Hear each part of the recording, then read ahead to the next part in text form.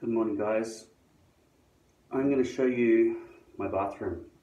I'm also going to show you everything I use to organize my hair pieces and all the paraphernalia that comes with it. Unfortunately, I've got a camera that's facing this way so I can see the screen, so I can line it up. But when I film, I'll be filming without being able to see. So I'll try and film from a height so you can see everything that's going on. Now, first of all, the most important thing, well, not the most important thing, but a very important prerequisite before you start doing your hair is you have to get a big fat LED light over a large mirror where you can see everything. And if you have to do the back of your head and everything like that, you'll need extra mirrors, potentially a handheld one. And I've seen that people look into the small one to see the back of their head that way, leaving them only one hand free to do anything. If you're wise, you'll figure out a way to get a bigger mirror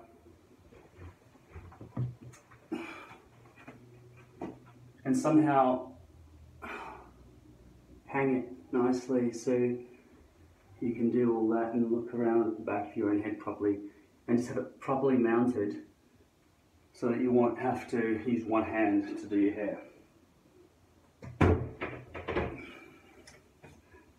Now, from the beginning, I'm going to show you my box that I keep in another room that I only go to for supplies, and then I'll show you everything that I use to do my hair today. Okay? Now, the way I've been filming is by taking blue tack, 3 pieces, and sticking an iPhone 6 onto this large mirror, which wasn't initially here. It was initially those old style cupboards, right? They were just put there. And I just pulled them off and just attached that to the wall. This LED light here is just attached with some Velcro. I got the light from eBay. That's just plugged into the wall there. So that's the light switch just there. Incidentally, this is a plug that goes down to the beardscape trimmer, which is quiet enough to be able to do some shaving and beard trimming and so on at night. Now, let's start with this box here. This box contains supplies that I'll need for later when they run out, such as, importantly, Ultra Hold glue, a bag of it that I bought from eBay. I bought maybe 10 of them in one go.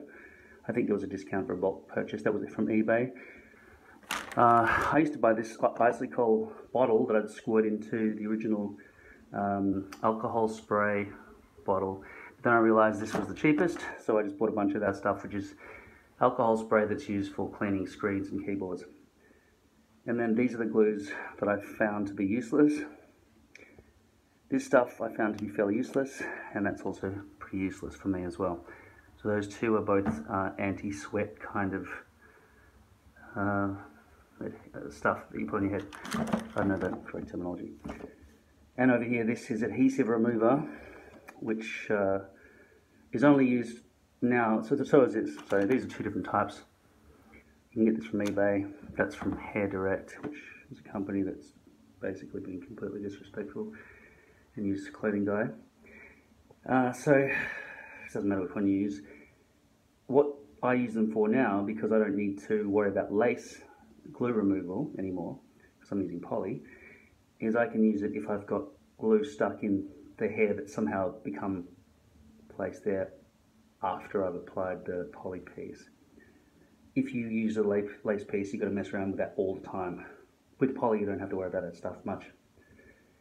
This is a box of new lace hair pieces that I have not cut. I must have got a 3-pack at some point, and because I've moved to poly, I haven't used them. But that's what lace looks like. That'd be French lace with medium density. And these are all the hair pieces that I've decided were good enough to keep over the years, and I've just stashed them in that box when I thought they were in good enough condition to not throw away, just in case. And now over here, hope you're seeing all this properly, This is what you start with. Once you've got a box of new hair, cut it to the size you want. This isn't to the length I want, of course. I do that after it's on my head. But this is to the stencil size that I took and placed on a hairpiece 3 times, mine fits, on one of those hairpieces. And I cut it out into this shape, which I measured my head. How did I do that? Trial and error. There are other ways to do it by wrapping tape and cling wrap around your head and drawing over it with a marker. And then I took this piece of plastic off the back of a plastic box from the recycling bin, and I found it to be a nice thickness that I could use to trace all these hair pieces now. So I've cut all these out, so these are all ready to go. And what I also did was I bleached the front bits along here. There are videos about how I bleach that with blonde. Ideally, if you're able to do it, you get a lighter hairpiece and you bleach it to the colour of your own hair. But I know this hair colour matches my hair, so I just needed to worry about those roots, so there's no wall of hair at the front hairline. That's water. Should be in this group here. Okay. So that's the stuff you need just to get started there to make your hairpiece. Okay. Now let's look at day-to-day items. The baby wipes, useful all the time for everything. Make sure you get them. Almost priority number 1. Okay, any baby wipes. They're wet and they don't break, and you can just take glue off your fingers and all the other things like that. Wipe your forehead down easily.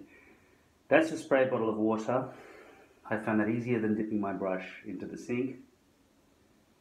That is a razor blade, which is used, well, basically for hair preparation kind of when you get started. You don't really need it on a day-to-day basis, so that should probably be in that group. But that's more of a get started for the year supply of hair. This is a medium, kind of every 3 weeks kind of thing when you're doing hair changeover.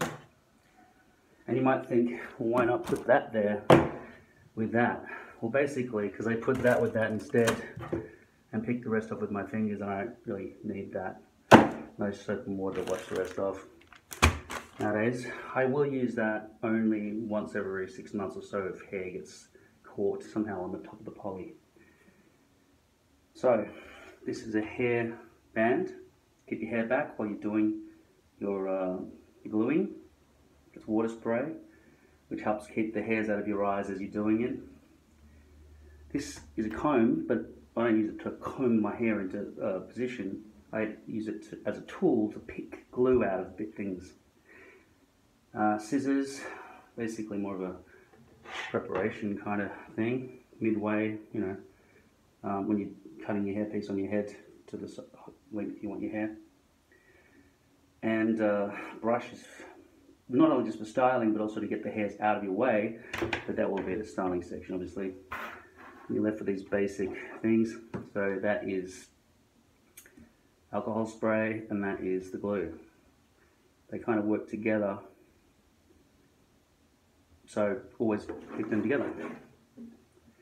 I use Walker Tape Ultra Hold. It's very shiny on lace, but it's not seen on poly.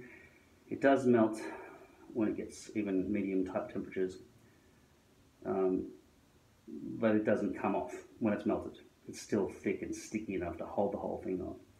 All those other glues fail in nearly every test I've done. So that's pretty basic. So they're my main things there, right? That stuff in the middle. Then over here I have a hairbrush, which is also used there. They interchange between each other. I don't really need cotton tips anymore because I don't use lace. So basically, if you ever peel back a bit of poly, you can just peel it off with your fingers and then glue however much you want. So I don't really use the cotton tips anymore with the poly, but there'd be times when I just want to touch up the very front tip of hairline, and that would come in handy. Shine Killer is something that I rarely use, but it could work very well if I'm going out to a night where I think there'll be bright lights over my head. And I care about a brushed back look, and so that could potentially dissolve the front edge of the poly into my forehead more easily. And then there's hairbrush, and then there's muck, which is a hairstyling product, which I love. But it does make your hair kind of greasy, so if you want to put some more conditioning type thing in. Whew. It's pretty hot in here. Okay, so this is my hair as it naturally occurs after my last video was last night, so, or a night before, because it took 45 hours to upload that last video using Australian internet connection. It was an hour-long video. It was about 4.5 gigabytes, 720p from the front-facing camera of an iPhone 6. 45 hours, and then after about 30 hours it failed, it said error uploading. So I did it again, so it wouldn't normally take that long. It would normally take about 15 hours or something like that to upload. If I use my phone data, which costs, you know, $50 per video that I upload, that's how much the price of internet is here, and it's faster. But if I use my home Wi-Fi, which is unlimited, then I've got to deal with having no access to movies or any other thing that I want to use the internet for here at home, unless I wanted to go basically for the whole time I'm uploading. Because uploading trumps downloading, and it just stops me from being able to download, which means accessing movies and every other thing that I do on the internet. And this is just a reading page of some sort, buying and selling stuff. Okay, so at this point now, it's a badly brushed hairdo, right? But there's nobody in the world who's going to go, he's wearing a hairpiece, right? If you think that, then you're a fucking liar. You can't tell right now with this buffy, unbrushed, no product in it hairstyle, which isn't a style, it's just buffy out hair, that I'm wearing a hairpiece, can you? Of course you can't. There's no fucking way you could. And if that was your only objective, then there is absolutely no difficulty in pulling off the hairpiece look. Because where does my natural hair end? Where does it end?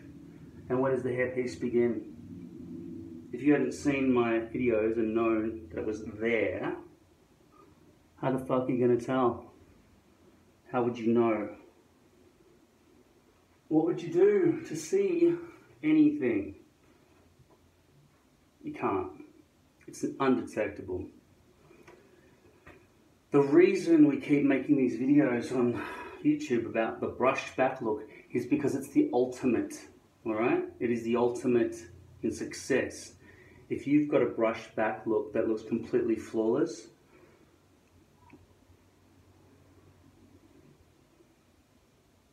which this isn't, because I can show you there, there's a bit there, because this is 4 weeks old now, and it seems like those hairs there have come off. And I could cut away at that and try to perfect that more, but I just don't want to deal with it, right? This is reality. I don't want to deal with that little triangle edge there, which is seemingly got hairs cut too short on it, so it's just a stubble triangle where I fucked up. I'm going to leave it fucked up. Real life. Now on this side, I have got a lower hairline here on this side than on this side. So that's going up more into this little triangle that isn't quite meeting my bio hair properly here. Unless I do that, then it's fucking undetectable. And then you can see the sweat along the front. And if I'm pulling back on this while I'm sweating, you can see that it's starting to lift a little bit at the very front if you're really looking for it. But over here, this has come down a bit lower on this side versus this side. So I could afford to cut that that bit out there. And I might have pissed me off too much. But like I say, it's real life, and I'm probably not going to bother. And looking around the perimeter where it joins up, it's hard to do when your hair's dry because it's undetectable and it's all fluffed together. Unless you've got dead straight hair, which might make it easier for people to tell where things start and end. There's no way to tell.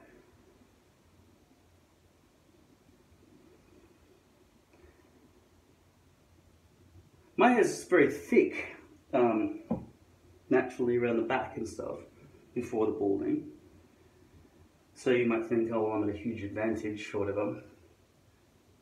But when it's wet, it's like low density. It's like a thin density, high density.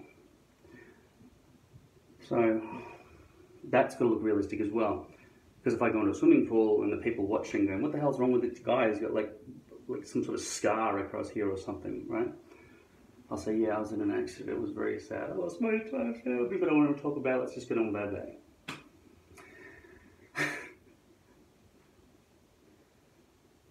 Yeah, I'd rather tell everybody that my family's dead than that I'm bald, that I'm wearing hairpiece. So that's the thing. Tell them anything. I've got AIDS, cancer. Less embarrassing, right? No, I just wear a hairpiece. I would have forgiven you for having AIDS, but now that you've got a hairpiece, you are not our friend anymore, and I'm going to tell everybody and destroy your life with this information. That's what you feel like, right? But you felt that way when you were bald anyway. No, I'm not bald, I'm just wearing a hat. You want to take your hat off? No, it's okay. Right? The embarrassment of being bald is absolute, unless you're the sort of person who shaves it all off and goes, jink, polish, right? Hey ladies. You're going to be embarrassed about being bald because it's a defect. You're defective. But luckily, there is a solution. And so, if you are not doing the brush back look, right, which can look better, you can have a better hairstyle with a brush back.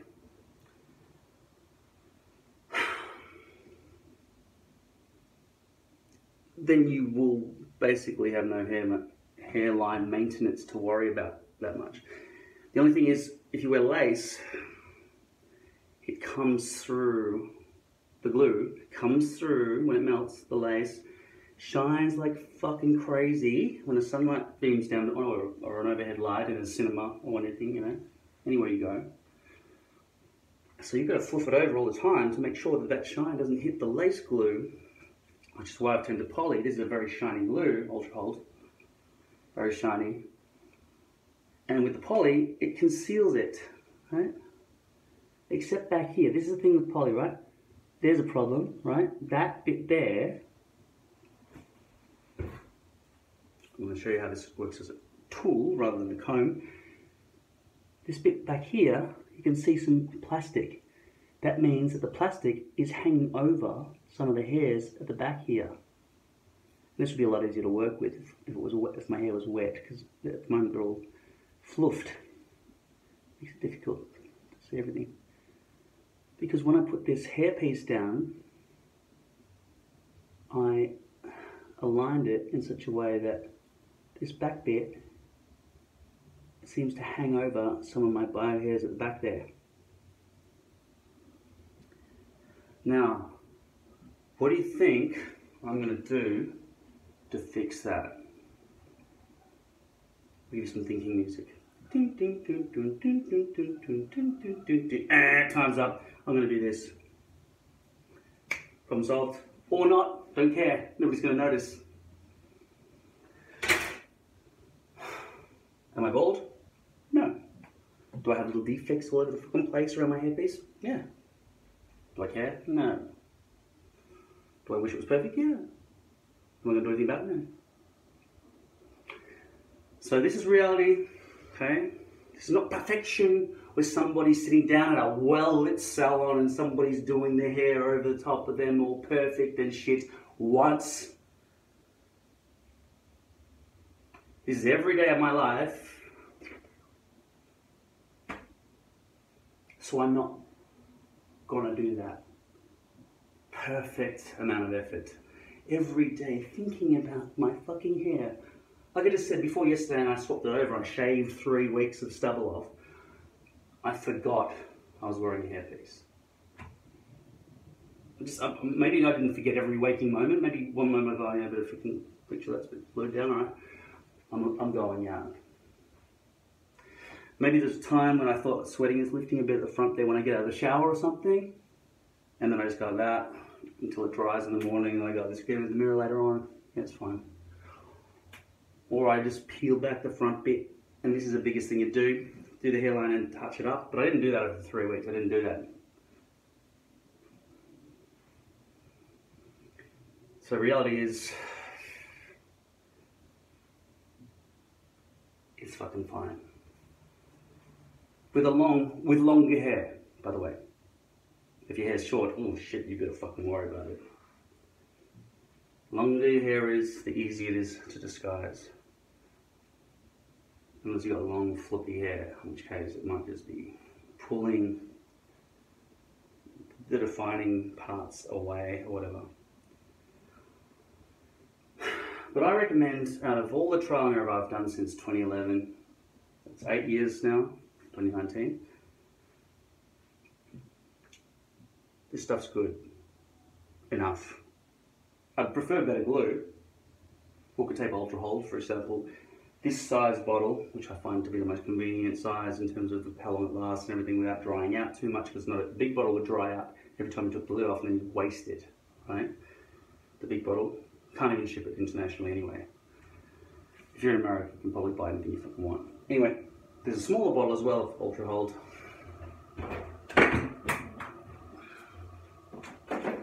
So this is the normal size Ultra Hold I get, which is 1.4 fluoz. What the fuck is that shit?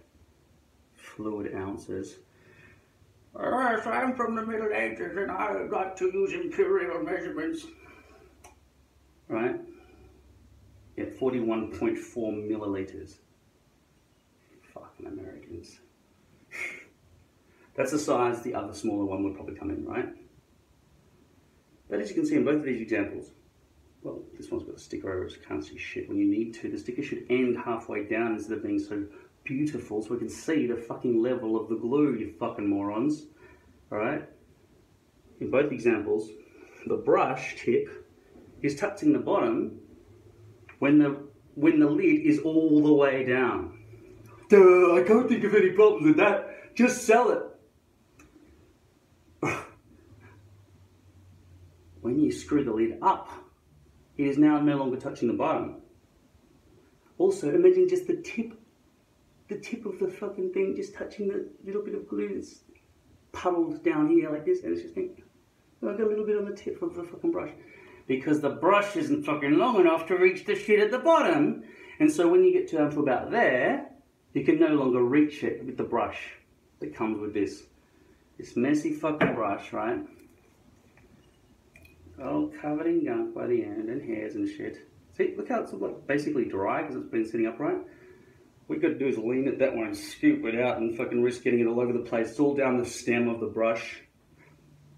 I don't think I'm hard to miss in the hair community now, Walker Tape. My reviews speak for themselves. Fix your packaging, make your glue less shiny. I mean, look at, okay, so that's the problem with that product there. So that's Walker Tape, 41.1 milliliters, 41.4 milliliters. How about 50 mils? How's that? 50, nice round number.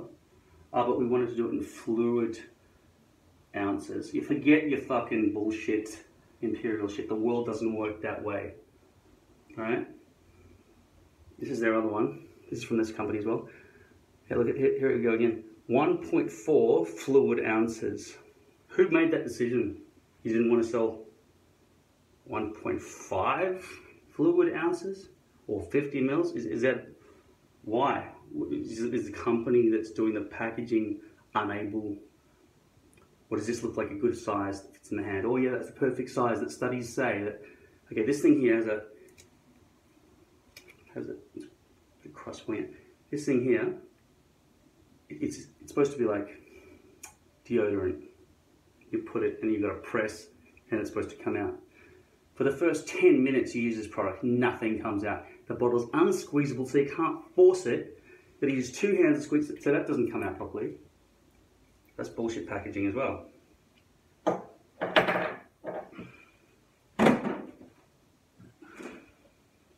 Why do you think this one has a white lid instead of a black lid that it originally came with? Because their lids have no O-ring that stops the fucking thing leaking in transit to you. So what you get is a bunch of these things in a bag when you buy them, and a big puddle of the shit that was inside it. Because the fucking things are leaking incessantly. That's their packaging. Look. Oh good, you round it up to the nearest number, 4. 118 mils, that's weird, isn't it? And so this is Walker Tape. WalkerTapeCo.com. Yeah, just say WalkerTape.com. Whoever's fucking cyber squatting on the WalkerTape.com, just pay them the $10,000, alright? Fucking cheap bastards. This is what happens after about 3 weeks in a box to that label that they put on. And I use their products. Why? Because there's no one better. Scary, isn't it? Bit of a worry.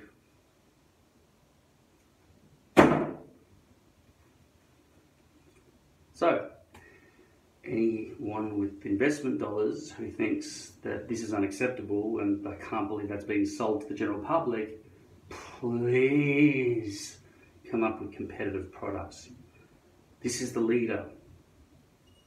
There's no competition. Do you get it? They're cutting corners left, right, and center. 1.4 fluid ounces. Very shiny, melts at body temperature,